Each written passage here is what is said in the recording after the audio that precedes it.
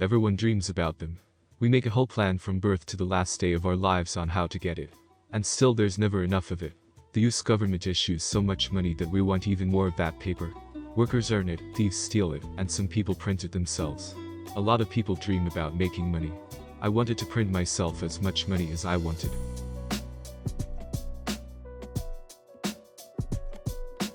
When we see a stack of paper, we have no reaction to it. But if faces and numbers are drawn on that paper, many will be willing to steal that paper even under pain of prison. There are people unable to resist the temptation.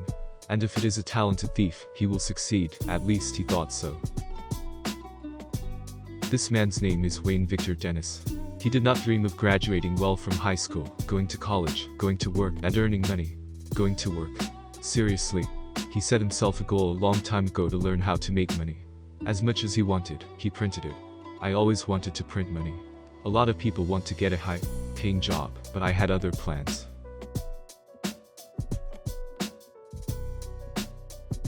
(1991).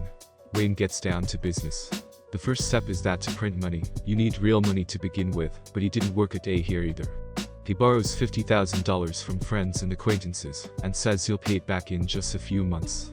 I decided to counterfeit $20 bills, because hundreds and fifties are usually checked. 20s, as a rule, are thrown immediately into the cash register. No one looks at them. Wayne rents a house in Florida, where he sets up a soundproof room, and puts up a 300-pound typewriter he bought from a regular printing company. But he doesn't know how to use the machine. I hardly slept for 2 weeks. I wanted to learn how to print my own money professionally. Others take 10 years to learn. It took me 2 weeks. In the 90s, dollars were not as protected as they are today. And in fact, to produce dollars today with amazing difficulty, so that they could not be counterfeited, decided just after that Wayne. He used his camera to take a picture of a $20 bill.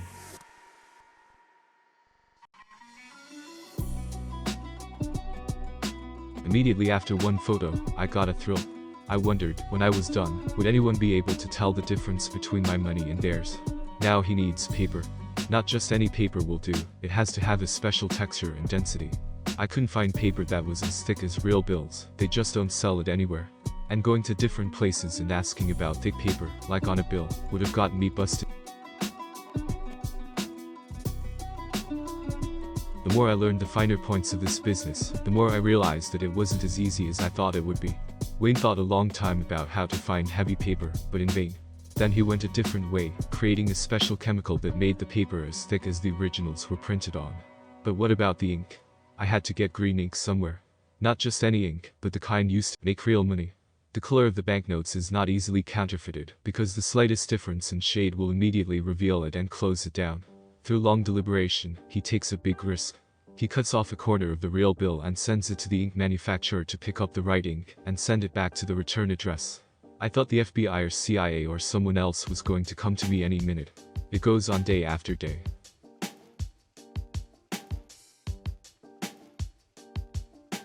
It will come to him first, the agents or the ink. Knock on the door. The messenger brought the ink, and the right shade of it. Wayne is ready to move on. I created paper of the right texture, colors all perfect. But to his surprise, it wasn't going so perfectly. The bills had ink drips, dirt, fingerprints, ink. They were uneven, the image was fuzzy, blurry, the pungent smell of ink, and other problems. Wayne eliminates one mistake after another.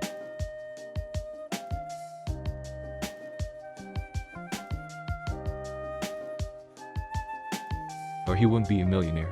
I made 6,000 20s, all of which went in the trash. I spent 5 months in a row eliminating error after error, and then, on the 7,000th, after 5 months of being confined to one room, I did it.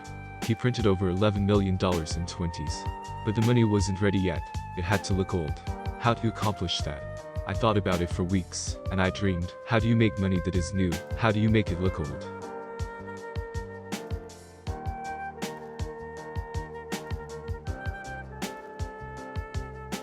Tried rubbing dirt on them, even tried washing them. I found the answer by studying chemistry. He solved the problem with coffee, starch, and distilled water. I soaked the money in this liquid, then ironed each one on a marble tile. That way they looked crumpled, and the starch gave the familiar crunch. 9 months later, the $11,750,000 was ready. Wayne and his girlfriend toured all the small stores and stalls, bought something for $1, gave it 20, and got $19 in change in real money. To confuse the investigating committee, Wayne drove around town at night and threw wads of 20s out of his car. People would pick up the money and spend it, so the agents couldn't make a logical pattern of who was riveting the forgeries. Wayne is a poor man by nature, and he thinks like a poor man. When he smelled money, he did not think through a plan to launder the money. Vegas didn't look too closely at the bill at the cash register. We took the money, gave them chips, and that was it. We got away with $10,000 an hour. I thought, God, this is the best way to launder money. We would go to a new casino every day, buy tens of thousands of dollars worth of chips, walk from table to table for about 2 hours, bet $50, and leave. At the cashier's desk, we would turn in our chips and get our money back, except that I asked them not to give us $20s.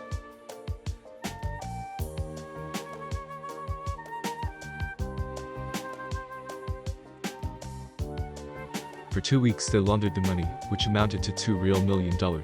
Tired of running from casino to casino, they decided to return to Florida for a little rest. When they finished their day at the last casino, they saw that there were no players at one of the tables, not only chips, but also cash bets. Wayne held out his $20 bill. He had a bag of money, but he got greedy and gave a fake 20. He was in a good mood with the confidence that he would always be lucky. The croupier takes $20, out of habit, tears off a corner of the bill.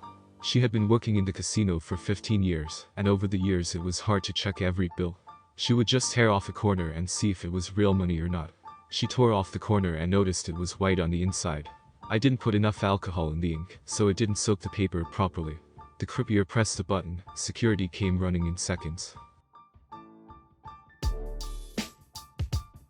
Wayne and his girlfriend were detained. He had made up a story in advance for such an occasion. I said we found a suitcase full of money on the pier and went to spend it in Las Vegas, where else? But the cops didn't believe me. While they were in custody, investigators searched the hotel room, found a notebook with a plan written on it to make money and sell it, and even a story about a suitcase on the dock for such an occasion. Every day I think, what the hell? Why the hell did I carry that fucking notebook everywhere? He pleaded guilty in court, which saved him some time. His girlfriend was found guilty of possession and dealing in counterfeit money, sentenced to 6 months of house arrest, 200 hours of community service, and a $1,000 fine. Wayne was jailed for 8 years for his grandiose money scam. Over the years he sat and wondered, where did he miss time? Interestingly illegitimate. He hasn't worked a day, but he's got plenty of money. Where did he get it from? He bought a house, took out a mortgage not in his name, he has several cars, he has his own legitimate business. The police can't explain how an ex-convict has it so smooth.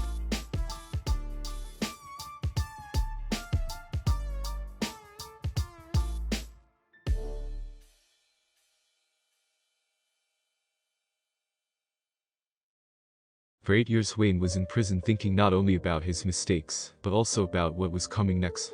The police then found $11,750,000, but from the typewriter experts were able to determine that he made more than $200 million. It is likely that he divided this money into several parts and hid it in different places. And when he got out, he laundered it quietly. The police are watching him around the clock, listening to phone calls and emails, but he thought it all through. He was given 8 years to do it. This man was caught after all. He wanted to spend the rest of his life printing money at home, but the ink and quality of the paper failed him. The real paper is made by Crane and Company. They have been making paper for American money since 1879. It is a unique paper that is made only for printing American dollars. The US currency is different to the touch from other money. What makes it so special? For starters, it's not paper at all. It is a material produced from cotton and linen. The future money is taken to a tank, where it is clarified and cleaned, then pressed and filled with special machines called softeners. This process makes the paper so familiar to us crisp. Of course, the entire process of making money is not available, just a few points. Paper is known to have an inner layer, which is what let Wayne down. No one ever thinks about the inner layer. Counterfeiters try to copy top and bottom, but thanks to the inner layer, it is easy to distinguish their versions from ours. At this stage, the desired shade and watermarks are added. The watermarks are created by pulling the fibers in the right place on the sheet of paper. It's not paper, it's tightly compressed cotton and linen, as if a sock had been squeezed under a multi-ton weight. This piece of paper is the sum of 1,000 threads. Several hundred threads are pulled at the right angle, thus creating a unique image. A watermark consisting of letters and numbers several thousandths of a centimeter high is applied to the money. No counterfeiter has yet been able to possess this technology. These numerals are visible in the broken light. Could Wayne have forged the security threads on his press? Of course not. It's like making a photocopy of the famous Mona Lisa painting. Now the paper is ready for drying. Hot presses take all the moisture out of it. Then it is rolled up into rolls 3 meters long. Each roll weighs 3 tons 105 kilograms. As the paper already has watermarks, security threads, each roll leads to the production of banknotes of a certain denomination. It is hard to believe that in 3 weeks this roll will produce 3 tons of money. Taller than a 17-story building, that would make a total of $3.5 billion in $100 bills. I just began to realize, this money is impossible to counterfeit, but I would still try again, but I won't. The production of American dollars is a grandiose process. 7,000 workers create billions of dollars every day. How do you keep track of it all? Isn't there fresh money being stolen there? Of course they do. There is very serious security to prevent theft. If you have worked at the bureau for more than 2 weeks and are still looking at money, then this job is not for you. You should be sick of money, and if you are still attracted to money, you will most likely be fired. They choose their employees carefully. They don't come to them by advertisement for an interview. If they are interested in someone, they check his whole life history, especially it is a security guard, and turn him down. They refuse and begin to monitor him. For several months they follow him, how he lives, what he eats, with whom he interacts, where he was born, in what hospital, what was the name of the doctor who delivered him, what is the second obstetrician's favorite meal, and why that one. What kindergarten did he go to, school, who is his girlfriend, children, illnesses, hobbies, how much in total has he earned in his whole life, and how much has he spent. If he spent more than he earned, he stole. Such a candidate is not suitable, plus every guard is monitored by video cameras. All the footage from the video cameras is checked by the guards, who are already being double-checked by their superiors. I only told what I could tell, and that's just the tip of the iceberg. I'm telling you, this is a serious organization. They have everything at a high level.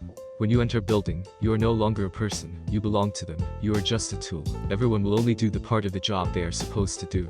Each employee may enter only the room in which he has access. If he even tries to open a door, where he is not allowed, he will immediately be fired. For more security, where there are no concrete walls, workers are fenced in with bars, and still have guards and cameras watching them. There are more guards in one shop alone than in 20 American prisons, but that's not the main thing. The primary goal of the bosses is to prevent counterfeiting. High-tech paper is just the beginning. There are 6 stages of money making, each of which makes life difficult for counterfeiters. I won't tell you about each stage. It's like an endless game. Money makers make it harder and harder to make money year after year. Counterfeiters try to counterfeit as accurately as possible, to circumvent new traps. As long as there will be any form of money, paper, digital currency, there will be people who will try to cheat, deceive, steal, hack, steal, counterfeit just to get more money quickly and easily. After the paper is ready, you need to put an image on it. It all starts with engraving on an ordinary steel plate, an ancient art. It requires talent, patience, and experience. Each of the engravers at the bureau goes through 10 years of training, and one engraving takes at least 400 hours. You can't take an easy way out here. I can tell you, not everyone can become an engraver. There have been cases where people have studied for a year or two, tried to sit for 7 hours, drawing just one line, and then quit. It takes nerves of steel and stamina. You make a whole drawing out of tiny dots. What kind of image is that? They are portraits of presidents. Already then the threads of paper are drawn according to these parameters.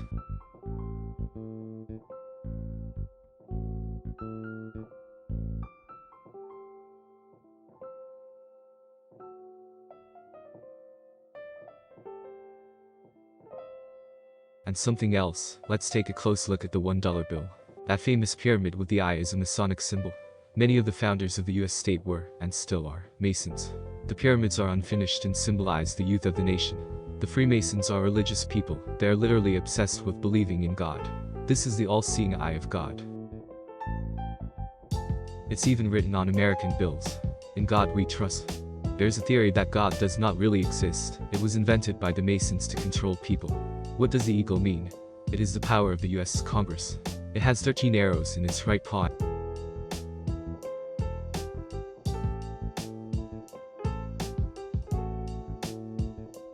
And an olive branch with 13 leaves and 13 fruits in its left paw.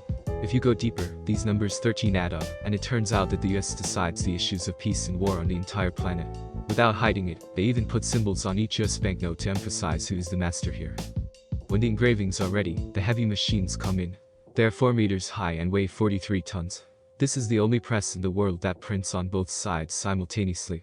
This press makes unique drawings, shimmering in different shades, as well as numbers that are barely visible. The ink dries for 72 hours, then it's the turn of the gravure press. The heavy press presses small indentations into the paper, as if making mold.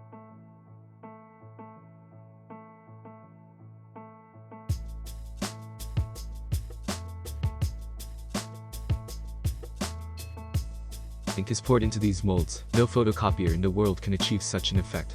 It takes 72 hours for the bills to dry. If you take the money sooner, you will smudge the drawing.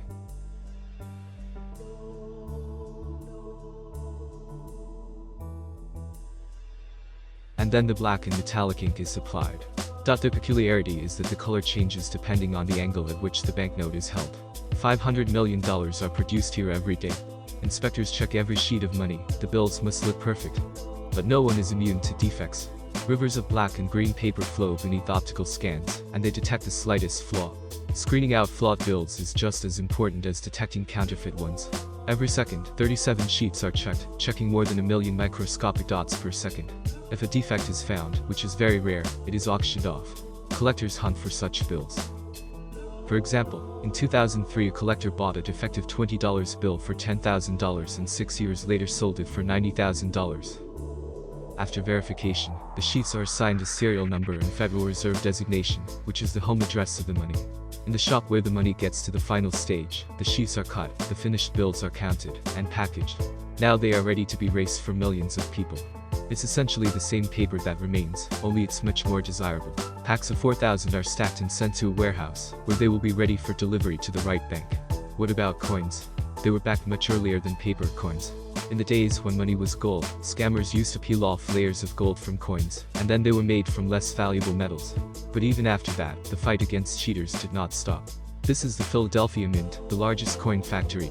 In terms of area, this building is equal to 5 soccer fields. There are 8 stages in the coin-making process. It starts with design. When Congress announces a new coin, the engravers come up with a new image. There is a competition among them. The winner will be awarded a prize, and this worker will go down in history, because his work will be seen by hundreds of millions of people every day. The word is a traveling museum. A model of about 40 centimeters is made, and after the commission approves one sample, billions of small metal copies are made according to the plaster model on a special machine. In a day, 80 million coins worth $3 million are made here. Usually coins are rarely counterfeited, but it happens. And to keep the money from being taken out by employees, the security here is as good as on paper. A little bit of stories. In the history of the United States, there has never been a case of a robbery of a currency production without the help of one of its employees. Over the many years of its existence, it has seen many strange thefts. For example, a certain Orville Harrington in the 1920s was paid $4. One day he could not resist temptation. He cuts off his leg, supposedly by accident, returning to work with a prosthetic, and everyone sympathizes. But the enterprising worker has thought of everything beforehand. He made friends with all the guards. He put some gold in his wooden leg and decided to sneak it in his prosthesis. He sneaks it through the aisle, and in a few months he was able to sneak 53 kilograms of gold. He would have had enough for a comfortable old age, but he couldn't stop. Unfortunately, a new security guard was hired, and on his first day on the job, at the end of the day, he doesn't have a leg, it's a prosthetic, said the other guards, but he insisted on a full examination. The thief was given 10 years in prison. Another story, in the 70s gold was melted here. You could find little pieces of gold in the production, like pieces of chocolate in a chocolate factory. One of the workers noticed that he was always being searched, but never one of the guards ever looked in one place. He decided to use his tall stature as an advantage. He rolls up bags of gold in newspaper. He is over 2 feet tall. On his way out, he raises his hands with the newspaper. Since everyone was beneath him, it never occurred to anyone to look at what he had in his hands. No one knows how much gold he carried off. All that is known is that his grandchildren live quite richly, and the hero himself died in prison at an advanced age. Today is a different time. It is no longer possible to sneak money in a leg or in a newspaper. Armed guards, tens of thousands of video cameras will not let you take out a cent. A little story from my friend's life. Several years ago, a friend of mine was crossing the border in his personal car, knowing in advance that he could not take more than $10,000 in cash, but needed to smuggle a large sum of honestly earned money. He shows the border guard $9,900, and the other $36,000 were hidden behind his sinus, wrapped in rope and strapped around his pants. A friend has crossed through customs many times. It's always the same. check of documents, inspection of the car, personal belongings, no infringements go through. And here the customs officer approaches the car with the dog. The dog is sniffing around the whole car, when suddenly he comes up to his friend, gets on his hind legs and looks at him. The customs officer calls the dog back to himself, and the friend is released. Every day the US produces $500 million, but they are not alone. There are dozens of counterfeiters around the world too, producing their own version of currency, with better and better quality every month, a serious problem for the US economy. Since 1837 to 1866, of the $1 million that were accidentally withdrawn from circulation, 730,000 were counterfeit. The big half in 1866 was the creation of the Secret Service by Lincoln's executive order. Most people think our job is to guard the president, and that's all, but we have many different functions that you would even suspect. Fighting counterfeiters is one of those tasks, because the dollar is one of the most popular currencies in the world, therefore one of the most popular among crooks. Today the service has 23,000 types of counterfeit dollars. When a call is made about a counterfeit, the Secret Service compares the counterfeit with the already existing arsenal. If there is a match, they breathe a sigh of relief. If there is no match, then plus one new syndicate for the production of grey money, which must be calculated and neutralized, helping them four-legged friends who can detect one fake among tons of others. Few seconds. Since the original bills have a specific smell of ink, a person cannot smell it, but the dogs have a sniff developed much stronger. Counterfeiting smells different. All US money is stored in one place, the Federal Reserve. They are kept for a short time. Money in circulation passes through 1,000 hands. They are kept under the mattress, in jars, in pockets. They get wet in the rain, get dirty, get painted over. It all affects the appearance of the bill. The average life expectancy of a bill is 5 years, after which it is withdrawn and destroyed. Sooner or later all the money comes to the commercial bank. There all the bills are thoroughly checked. Possible forgeries go into a separate container. Then each bill will be checked by a live person, giving his verdict, whether it is a forgery, or just a very dirty piece of paper. All other bills are destroyed. There are $500 million destroyed per day. The same amount is produced. The money is delivered to the banks by armored cars, and citizens receive new dollars. But what to do if the money is badly damaged, wet, burned, or whatever? Such money will be accepted by a commercial bank, which means it will not go into the destruction machine. Can you exchange a half-burned bill for a new one? Yes. So where does this tainted money go? That's where the money goes, to the Bureau of Engraving and Printing, which is a special service, the recovery department. You don't even have to come in person. The tainted money is sent by mail. If the recovery department confirms the originality of the currency, a neatly folded bundle of money will come back. We get money that has been damaged in hurricanes, tornadoes, and fires. People haven't fully transitioned to digital currency yet. Many people still keep money in the house, under the house, in the garage. The Bureau employs several thousand experts, monitored by security guards and video cameras. Each year, about $100 million and 25,000 requests pass through their hands. They often send counterfeit bills for exchange, but the sender receives a court summons instead of a new stack of bucks. Their tools are tweezers, needles, knives, glue and duct tape.